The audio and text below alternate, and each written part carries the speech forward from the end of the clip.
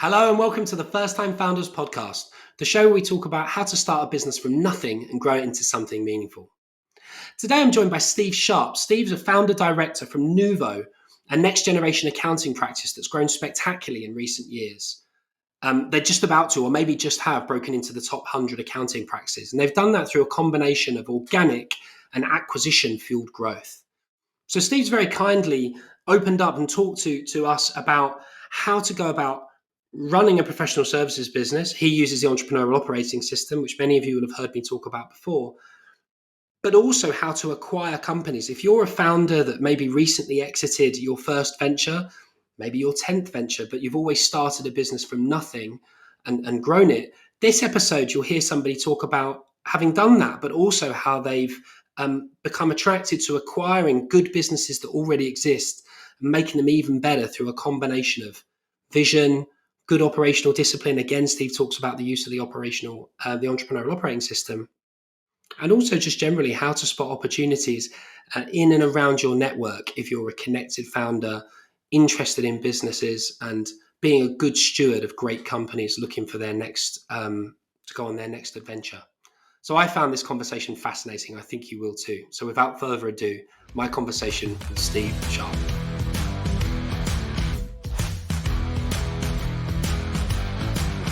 Steve, welcome to the First Time Founders podcast. Thank you for doing this, sir. Pleasure. So, Steve, we obviously connected on, we did connect on LinkedIn because I had detected that you run quite a successful accounting practice on EOS. Before we dive into that, you've actually got, anybody that looks you up on LinkedIn from the show notes is going to observe that you've got quite a few interesting gigs, hats, however you want to describe it. Would you mind setting the scene for those watching and listening, sort of explaining a bit about your day job with Nuvo and then some of the other things you do outside of running a fast-growing accounting practice? Yeah, sure. So, like I said, the day job is Nuvo. I was until recently managing partner, and now I've stepped into the visionary seat as the founder. But along the way, kind of over the last 20 years, as building Nuvo up, also had other opportunities to invest in other businesses. So I now have kind of non-exec roles in a few other businesses and investments as well. But the focus is very much on Nuvo and continuing the growth with the business. So yeah. So you mentioned that you're the visionary for Nuvo. That's obviously entrepreneurial operating system terminology. For folks that are familiar with entrepreneurial operating system vocab, but maybe can't picture how you might put that into something like a professional services business, would you mind shedding some light on how you came across the system and why you think it works in professional services, or why it has worked for you? Yeah, sure. So we were running as a kind of a traditional accountancy practice for the first kind of circa 15, 16 years, very much self-employed accountants working together. And we got to the point where we were really hitting a ceiling, another EOS phrase, but we were struggling to continue to grow at the pace we were without some major changes and investments into the structure, systems and people within the business. By chance, I had a client who was an EOS implementer, and on one of her year-end reviews, we were speaking generally about business, and she suggested I read the Traction book. And pretty much as soon as I read the intro, I knew it was answering a lot of the questions to where we were as a business. So we looked to implement EOS.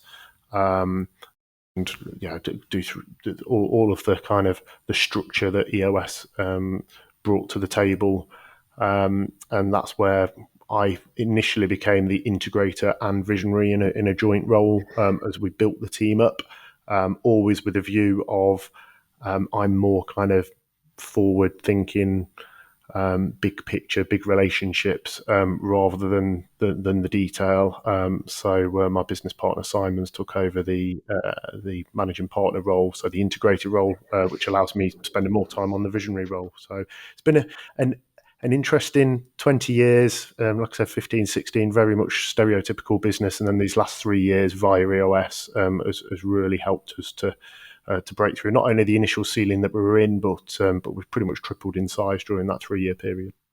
That's amazing. I can't wait to get into that because I know you've done that organically and then by acquisition as well. So it's super interesting. Before we do, let's talk a bit about being in the visionary and the integrated seat together. Because my background originally was I was a lawyer. I wasn't clever enough to be an accountant, sadly. But I think this is probably it was true for me, and I would imagine it would be true for a lot of accountants. In order to even survive a little bit in that world, you have to be able to make the trains run to some degree. And so when I did the EOS worldwide test about whether you were a visionary or integrator, I was kind of somewhere in the middle, but with a bias to being a visionary. Did you find the same thing? And if so, did you feel a bit embarrassed to become a full-time visionary?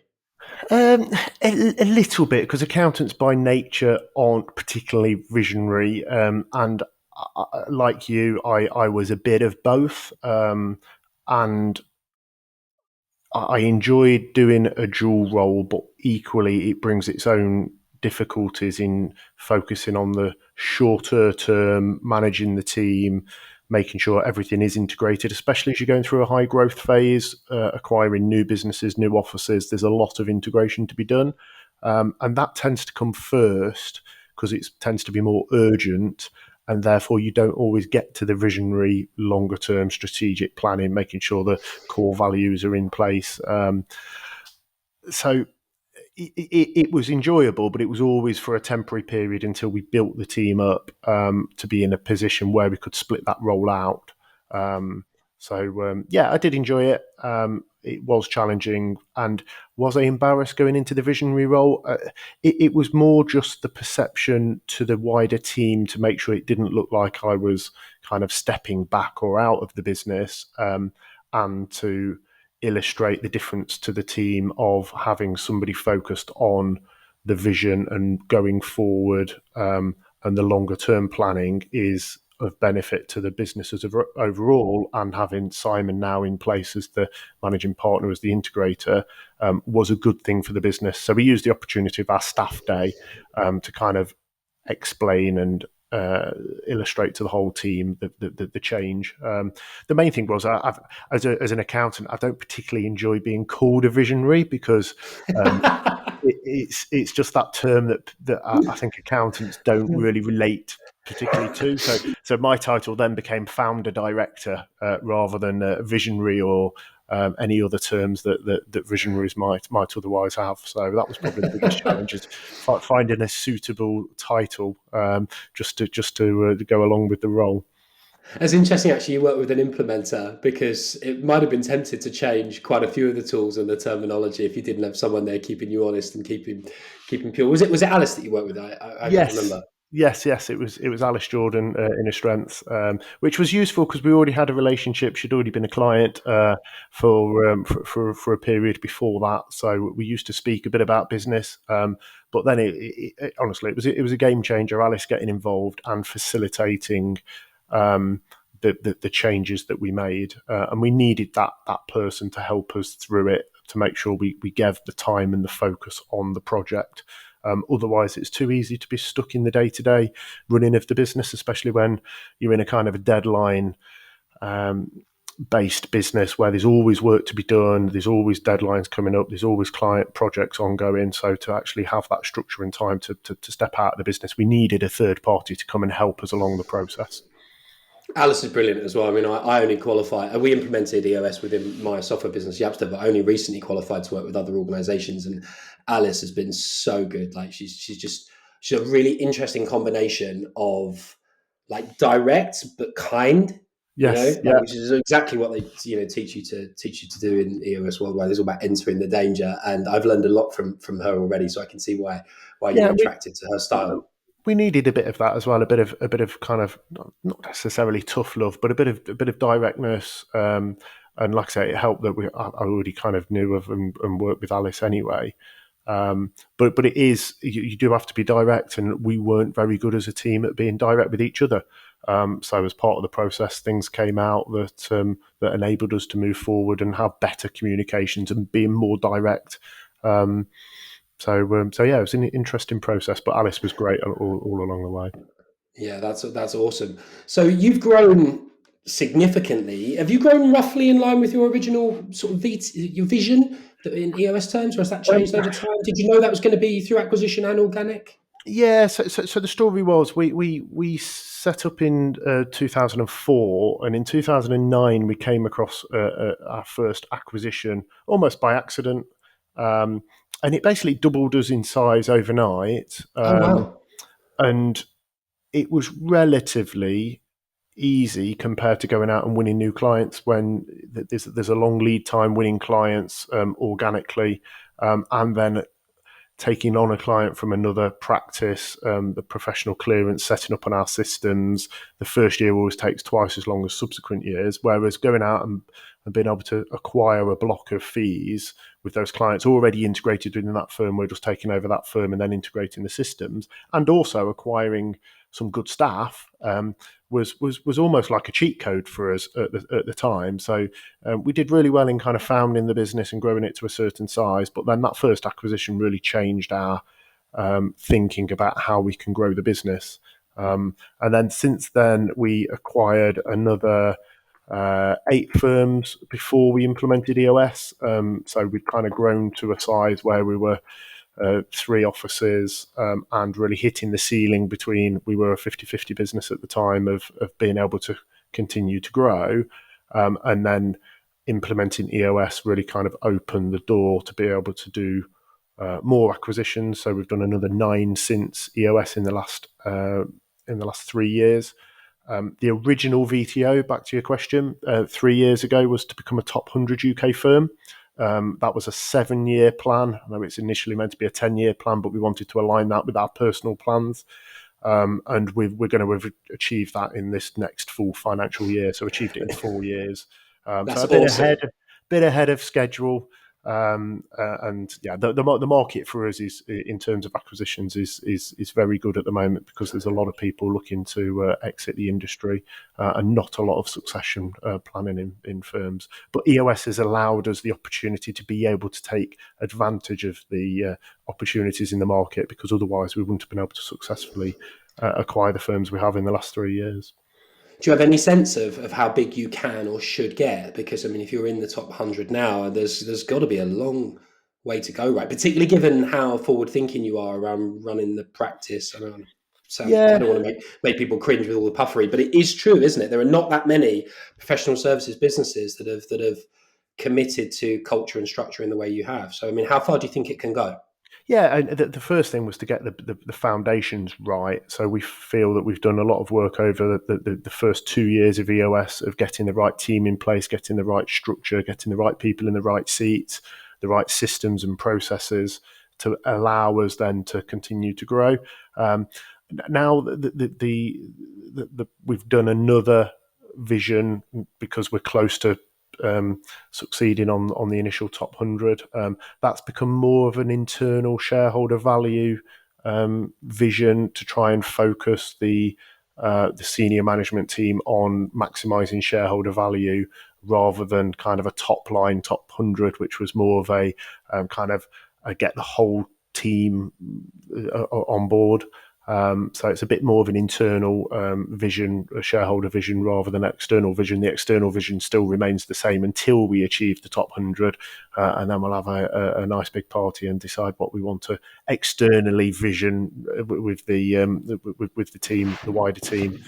Going forward, but in terms of where we can get to, I think now we're working on a revised 5-year plan, and there's no reason why we can't triple in size again in the next 5 years. There's the opportunity out there. We're a young management team. We're all focused and driven on continuing to grow in the market. There's lots of opportunities. There's not a lot of people doing what we're doing at our level.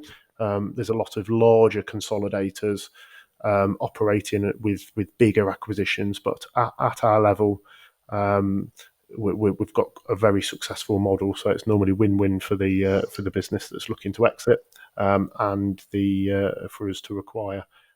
Along with, it's not all acquisition growth. We're doing some really good things with some organic growth as well. We use software called Go Proposal as our standard pricing system across the whole of the practice. And the mentality behind Go Proposal, which aligns really well to EOS, making sure we're billing the correct prices across the whole business for all of our clients, for all of our services, is leading to some really good double-digit organic growth to go along with the acquisition. And then obviously if we can acquire and then have some organic growth on the acquisitions, it's win-win again. So yeah, exciting times.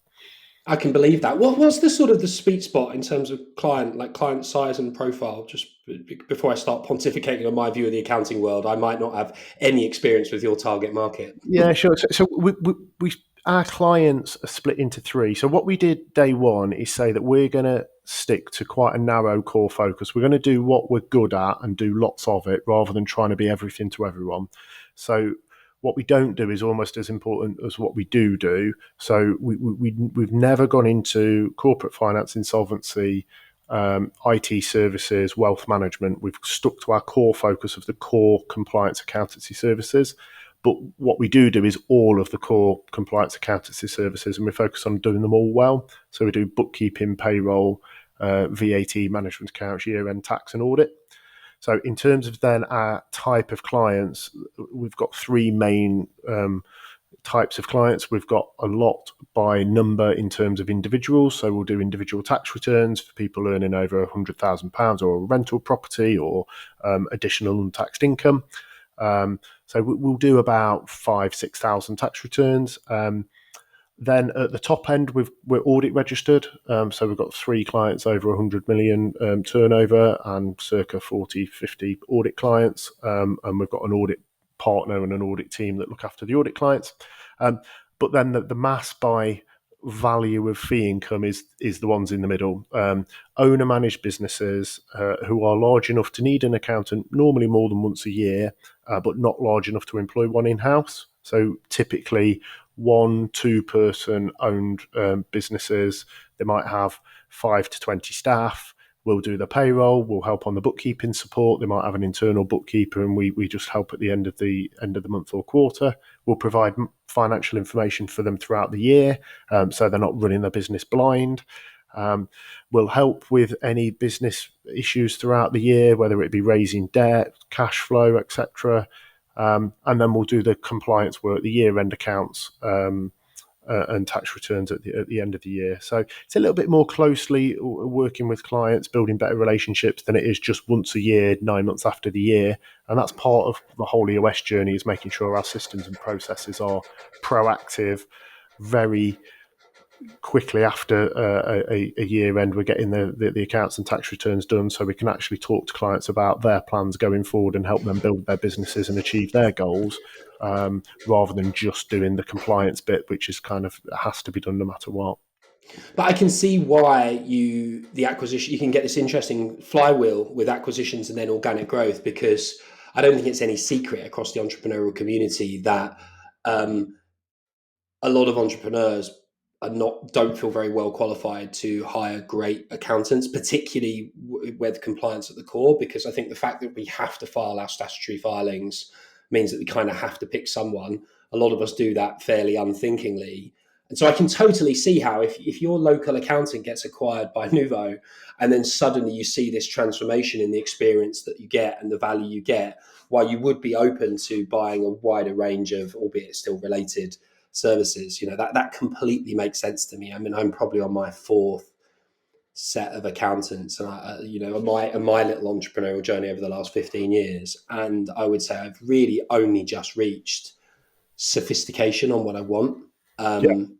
And then of course you need to make sure you've got the resources to be a good fit for the type of accountant that you want. But I've definitely learned by trial and error, and I can't be the only person that's learned what a good accountant looks like by doing it the wrong way. Yeah, and it's a very fragmented market. Obviously, the term accountant isn't actually protected by law like solicitors are.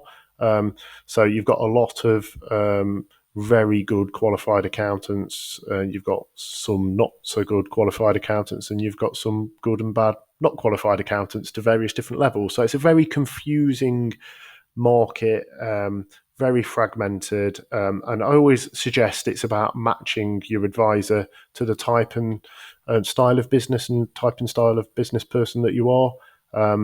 And that tends to be where we fit well with owner-managed businesses who not only want to look after the compliance, yes, we can do that, no problem, but where they want something a little bit more whether that be financial management information or just a call every quarter to chat about the business and be a bit of a sounding board, especially for single owner managed businesses that maybe haven't got that. So I think we've got that balance where you can stick to the core services as we do, but you can also add some value on that and be business advisory around those core services for those clients that want and value that.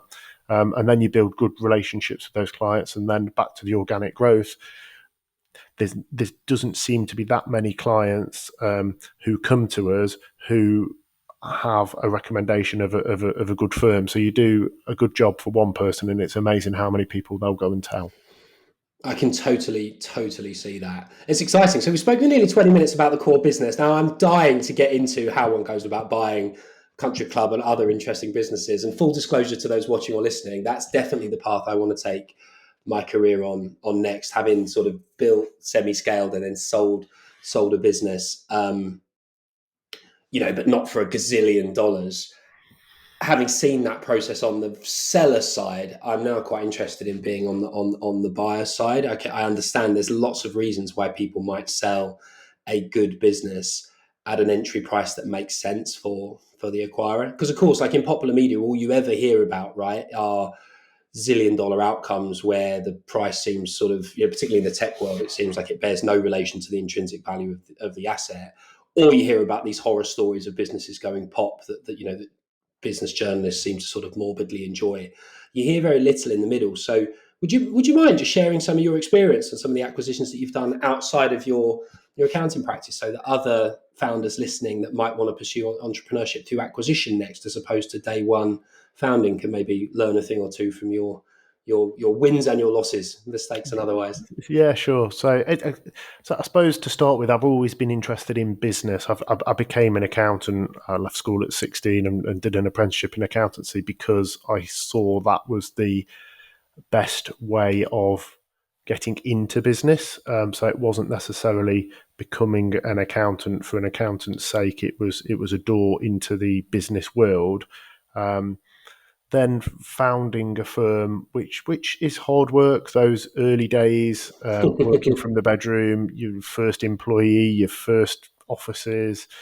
Very rewarding as you grow because it is all about you, but it was difficult. And then that first acquisition we did in 2009, kind of like I said before, it almost felt like we found a bit of a cheat code.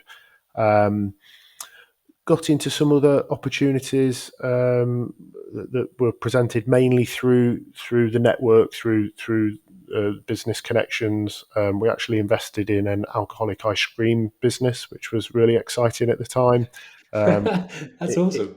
it was an SEIS investment, so obviously it was tax efficient. It was a contact that we knew, and it was one of those businesses that it was high risk, but could have been absolutely amazing in the food industry. But it was trying to launch a new product into a new category in the food industry. So with hindsight, I mean, it was a great experience. I put our investment that we ultimately lost in that down as my university education that I never had, and learned a lot more from that than I did with any successes. So yeah, no regrets on that, but it was just an opportunity that came about. And then my wife Francesca, she's a HR leader, and she was HR manager at a golf and country club. I was asked by the managing director to help on a management buyout. Introduced him to a few high net worth clients, and quickly decided that this was something that was a great opportunity. A bit different to the professional services businesses that I've been involved with before, but a solid business case. It was a buy invest business model, underlying good business. It just needed some investment in the asset. It was an older owner that was looking to exit for a couple of years before, so he was motivated to exit, and the business just needed that fresher, newer look. And with a couple of other business partners, we felt that we could add some value to that business. And again, it was an exciting opportunity. I think ultimately dealing with lots of different businesses over over the last kind of 25 years as I've been in the industry, you learn most businesses are ultimately the same. They they sell something, they do something, and they account for something. Whether that's a golf and country club where it's more focused on the sales and the marketing, then delivering the experience, and then making sure that that's all priced to make a profit, or whether it's the on the accountancy side. I think once you know business, and you can change those, you can adapt those skills across different businesses. We then also got involved in a facilities management business. So we employ about 500 people through the facilities management businesses that we've acquired. Again, doing a buy and build structure. So we bought one initially. It was a business that I knew through Nuvo. Guy that was looking to sell had been messed around on the by the potential buyer. And there seems to be a lot of that in the market now. There's a lot of people who are Right. looking to buy businesses, maybe gone on some courses, and they can buy a business for nothing, got no experience at running a business. Um, and yeah, good luck to them. Look, there's opportunities in the market. I'm sure there's some very good people looking to buy the businesses. But with my background of founding a business, looking after a lot of businesses through Nuvo, and then doing the golf and country club project, it just put me in a good position to be able to look at other business opportunities. So yeah, it tends to be more reactive to opportunities that are either presented to me or that I come across, rather than proactively going out to any industry and looking. But we've invested in a recruitment firm. And that was through EOS, actually. So we identified we needed 13 positions filled, and Oh, the wow. through doing the EOS kind of modeling on the accountability chart and changing our structure, all the way from recruiting a finance director, which was a new position that we never had, to some kind of heads of departments and various other roles throughout the business. And we always struggled as a business because we're under the radar, because we've grown through acquisition rather than doing a lot of marketing. Our employer brand wasn't particularly strong. So we struggled to recruit really good staff. Once we've got staff, That's interesting. retaining and motivating them has been relatively straightforward. We've put a lot of focus and effort on it, but our retention rates was always been good. But actually, recruiting was difficult. So we decided to make an investment in a financial recruitment firm, with my wife, who, like I say, is from a HR background, to really get that direct access to the market, to the people, because our business is all about people. So having better access to better people ultimately benefits the business, and was an interesting investment for us to do as well. So yeah, we did the financial recruitment firm, done a bit in the legal sector as well, and then the buy and build on the facilities management side. So That's unbelievable. You're not boring, are you? I mean, it's interesting. So, actually, if I was to play back what I take from that and advice, and maybe what other founders listening, and please correct me or extend, um, it's beware the personal brand you build as an acquirer. If you kick tires and you mess people around, that's going to adversely affect your deal flow. And then it sounds like your experience, at least, has been, what did Warren Buffett call it, kind of circle of competence. But I guess it's also thinking about what's in orbit around your network and your core business. You wouldn't necessarily pick that up from LinkedIn, but as you tell the story in narrative terms, it actually completely makes sense. That's actually really helpful for anyone in my position to introspect on where the right first step might be, always being mindful of not being seen as a time waster. yes, and I think when somebody's selling their business, it's a very personal transaction for them. It's probably the biggest single financial transaction they'll make in their life, and their employees and their customers are quite often friends and family. So them having the confidence in whoever's buying the business, I find as being a lot more important than necessarily the deal structure, the price, the quantum of the actual deal. So I always make sure that I sit down with somebody face to face. I think having the fact that I'm a chartered accountant. The fact I've set up a business and helped a lot of businesses along the way and got a successful accountancy business helps. The fact I've got investments in other businesses and I can refer people to those previous business owners as a successful transaction definitely gives you credibility. But then also the fact that I tend to not deal with anybody that isn't recommended to me means that you've already got that That's warm smart. introduction rather than having to build from a cold relationship. So anybody looking to buy a business, I think the first thing to do is to try and explore networks, face to face recommendations rather than going on a website for businesses for sale. And then build the story on the credibility to prove why you're a credible buyer. Because even though it's a buyer's market, there's a lot more businesses for sale than there are people looking to buy. You've still got to prove that you're the right person for that business owner and for their staff and for their customers. So yeah, that's what I'd suggest. That's amazing. And how strongly do you feel about EOS as an operating system that you generally recommend, or do you even feel strongly that businesses should have an operating system with, even if it's a different one to EOS, or are you pretty chill about leave it alone if ad hoc seems to be working? No, I think you've got to have some structure and system, especially if you're growing a business or looking to invest or make changes to a business. Maybe if a business is kind of more plodding and that's where the business needs to be, it's less important. But EOS has been absolutely brilliant for Nuvo. It was just what we needed, just at the right time. So it fit really well in professional services. But we've also used elements of it in the other businesses. So the facilities management business, we don't run full EOS. I think we'll probably move towards doing that.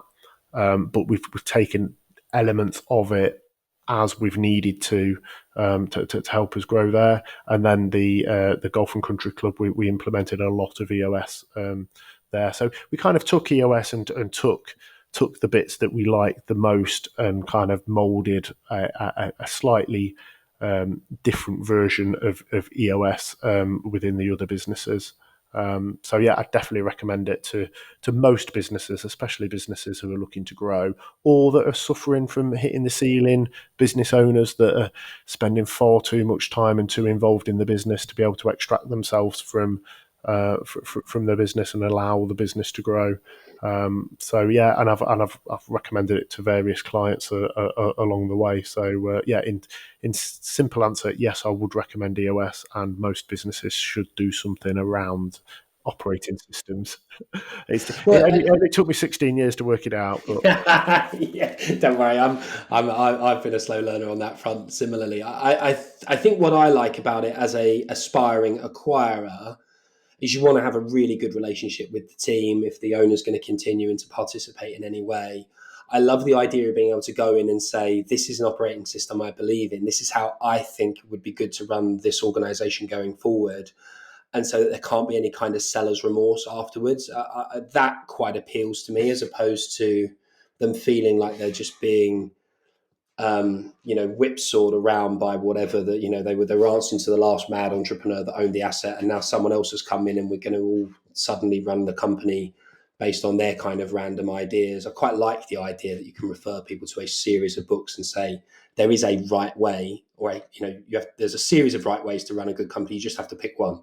yeah, and I think it just adds to that credibility point that um, you're kind of a serious business person that knows what they're doing, talking about the structure and talking about vision and talking about process and accountability and meeting schedules and rocks, and it just gives that credibility and confidence that you know what you're doing and the business is going to be in safe hands. And like I said, that tends to be, in my experience, the biggest factor in a seller deciding who they want to sell or if they want to sell their business to somebody is that confidence that that person's gonna be able to look after the business and their staff and their customers going forward.